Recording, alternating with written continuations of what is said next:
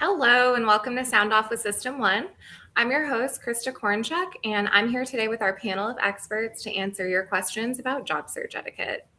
Before we get started, here are a few words about System 1. System 1 is a leading provider of specialized, highly technical outsourced services and workforce solutions to critical infrastructure, technology, life sciences, and government sectors, putting more than 650 employees and 10,000 contractors to work in the United States, Canada, the UK, and Brazil. As you're tuning in today, please join us in the comments. Our marketing team will be monitoring them. Let us know where you're joining from and what industry you work in. And if you have any questions relevant to today's topic, we'd love to hear them. Before we get started with your questions, I'm going to have our panel of experts introduce themselves. They will also be sharing their hot jobs, which you can view by scanning the QR code. Eileen, we'll start with you. Hi, everybody. My name is Eileen Leek. I've been with Joe Lay almost 23 years. I solely work inside the clinical research space, so everything from start to finish. The hot job that we have right now is a 100% remote opportunity. It's a contract specialist, so we need somebody with a contracts and budgets background, specifically within sites. So somebody who can negotiate from a sponsor perspective, different hospital systems or doctor's offices. So if you're interested, just reach out and send us your resume. I'm Erica Higginbotham, recruiter with Mountain Limited based in New Gloucester, Maine. Our hot job this week is for remote traffic control planning manager to support our team and our telecom clients in the Pacific Northwest region with developing traffic control designs for different utility and telecom projects. We're ideally seeking somebody with very specific certificates for the state of Washington. This position could be local to Boise, Idaho, or remote. If it's something you're interested in, please don't hesitate to reach out. We'd love to chat. Fantastic. And if you're interested in those roles, please connect with our recruiters on LinkedIn, which you can find in the chat. Without further ado, we're going to get started. Our first question, where do you see candidates struggling the most with job search etiquette, and why do you think that is? Eileen, we'll start with you. I think the hardest part is because the job market is so crummy right now, people are forgetting where their resumes are going. And so when you forget where your resume is going, who has your resume, what recruiter you've talked to, where they've sent your resume, et cetera, it makes for duplicate submissions. And more clients than not these days, if there's a duplicate submission, they just won't consider the candidate at all. I agree. I think one of the biggest things I'm seeing is, a lot of candidates are focusing on just landing the interview and kind of struggle with that consistent communication or follow through after the fact, just because, like you said, Eileen, they're applying to multiple positions at the same time. So just make sure, you have timely replies, you're confirming the logistics of an interview, and that you're thoughtfully prepared for that interview. Mm-hmm. Yeah, absolutely. Every interaction matters, not just the interview. So it's important to know how you're communicating. And our second question, what is the one etiquette mistake that as a recruiter you see repeatedly and wish you could fix once and for all? Erica, we'll start with you. I would just say poor communication after the initial outreach, whether that's ghosting an interview, canceling a last minute, or just not responding after that initial, back and forth. If something's changed on your end, if you're not interested anymore, just a simple reply goes a long way to just kind of close the loop. 1,000,000% agree. The other thing is, to be honest, be transparent. It's not a bad thing to tell a recruiter that you have 3 other interviews and where you are in the interview stage. It's so easy these days to burn bridges. And so the more honest you are and the more transparent you are, the easier we can make the process flow faster. Yeah, absolutely. And you don't want to burn bridges. So that's why transparency and good communication is crucial. And I think that bad communication can also come from mass applying too, because they're not aware where their resume is going, who they've spoken to. So those are really great points. And our next question, do cover letters still matter? And if so, what separates a good one from one that gets ignored? Eileen, we'll start with you. I think it depends on the position.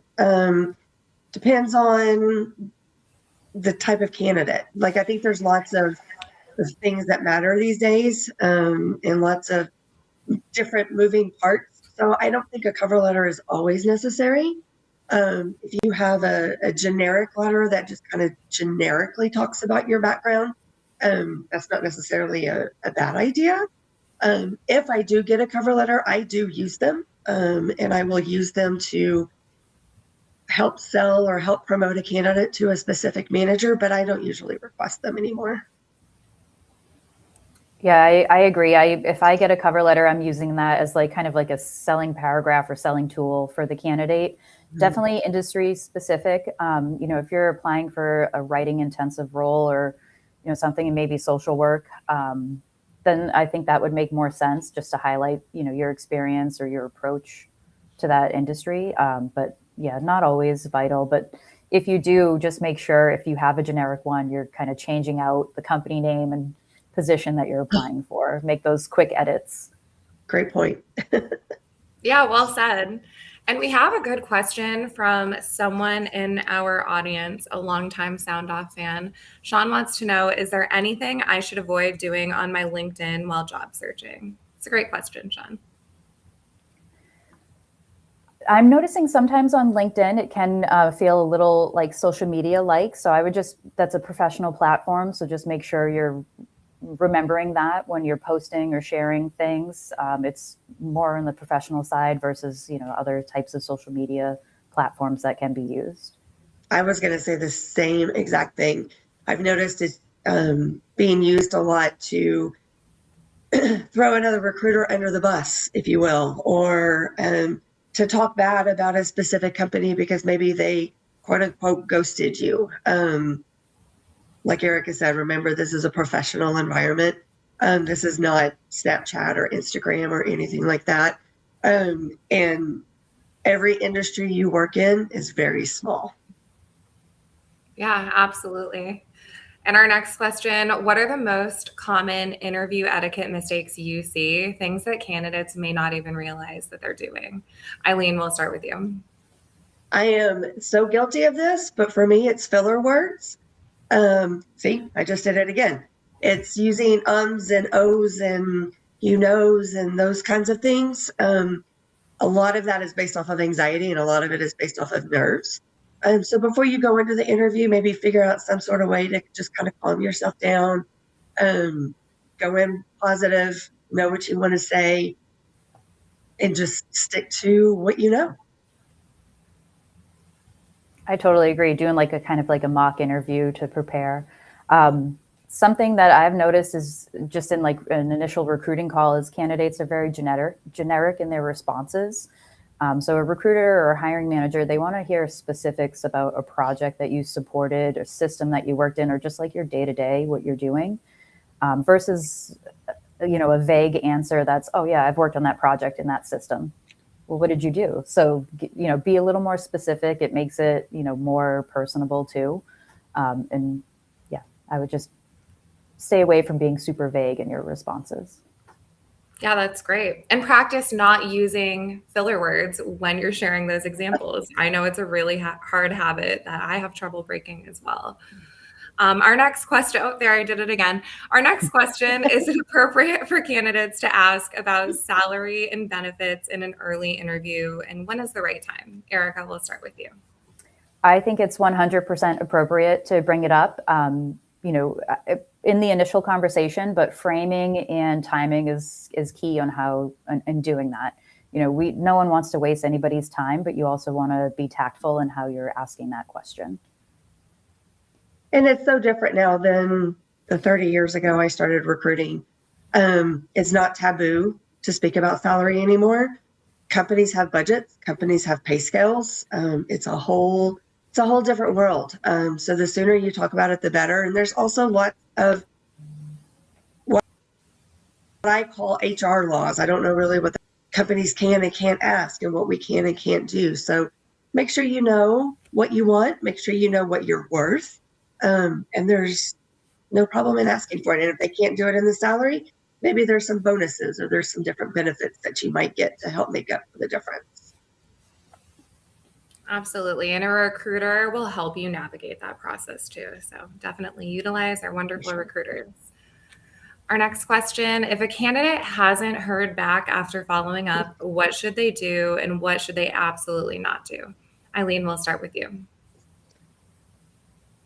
I would say I'm going to start with the negative of what you should not do, and that's assume that your recruiter is not on your side.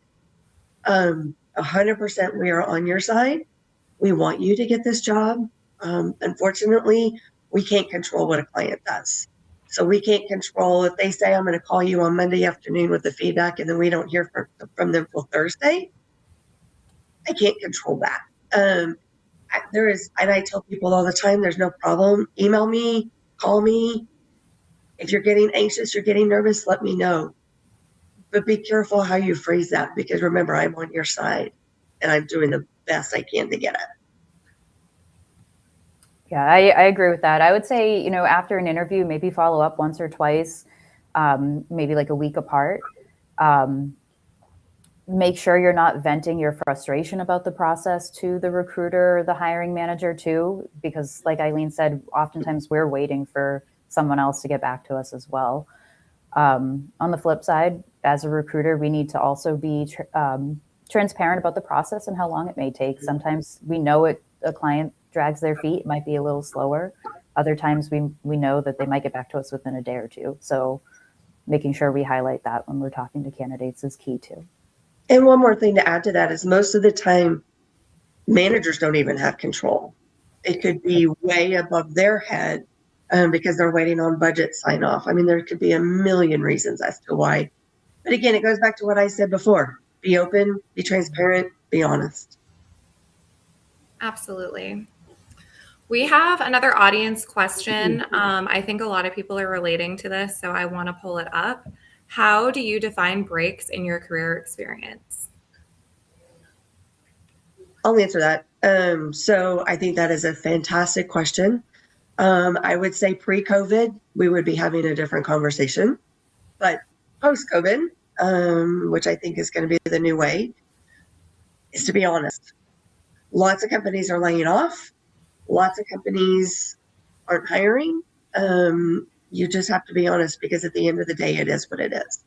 I have friends, personal friends that have taken off, because they've had babies, or a parent has become sick, or a child maybe has become ill. Life happens. We deal with people. And the biggest thing is just to be honest. And that's all you can do. You control your controllables. That's one of our favorite sayings at Joe. Control your controllables. Yeah, I agree that was a perfect response. Life happens. You can't account for certain things, whether it's a layoff, taking care of somebody, whether, a newborn family member. Just communicate that. You don't have to go into like too much detail. We don't need to know everything, but just communicate that, and I think that goes a long way. Well said. And we do have a recent Sound Off with System 1 episode on this specific scenario, career gap. So if you're interested, go to our YouTube. It's, I think, one of the last ones that we did. And we also have a recent LinkedIn newsletter on it as well. So make sure you check that out. It'll go into more specific scenarios, but very well answered. Our next question, once an offer is extended, what's the etiquette around response time? Is there a window candidates should stay within? Eileen, we'll start with you. Ideally, I would say 24 hours, because that gives you time to speak with your family, speak with your friends, whomever you want to run this by. Any longer than that, companies are going to start to get nervous, especially in the kind of market that we're in. If you need another 24 hours, you need the 48 hours, be honest. I'm waiting for another offer.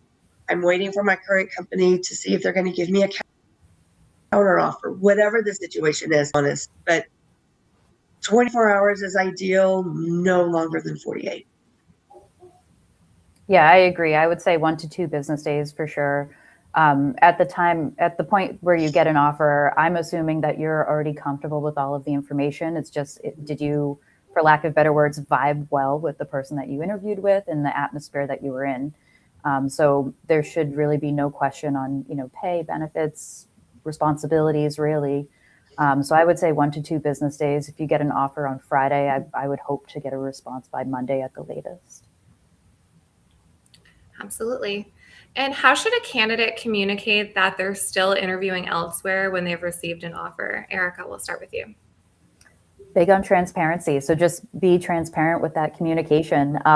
As a recruiter, when I'm doing an initial conversation with the candidate, I always ask if they're active in their search and kind of where they're at in the process. So I have a heads up ahead of time. And then, we are expecting that people are applying to multiple jobs and they might be at all different phases of the process. So just communicate that up front. And if you need, like Eileen said, if you need another day or two, just make sure you voice that. Yeah, and I think too, outside of the transparency is I've been known to kind of continue to ask the question over and over and over, because things change and things change very, very quickly. And us as recruiters are not naive to think that we're the only people you're talking to, because we know we're not. So if they continue to ask the question, it's not because they're wanting to be nosy or they're wanting to nag you. It's purely because we just want to know where you stand so we can let our client know. I tell everybody all the time, I have no problem telling my client that my number one candidate has 3 offers on the table, but I'm also not going to cry wolf either. So just be open and transparent of where you are at all times.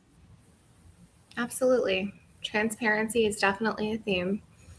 Our next question, what is the biggest etiquette do? One thing that you think every candidate should always do? Erica, we'll start with you. Yeah, so something that I don't really see too often, which it's a little act, but I think it goes a long way, is just sending a follow-up thank you email or letter, whatever it may be, to whoever interviewed you.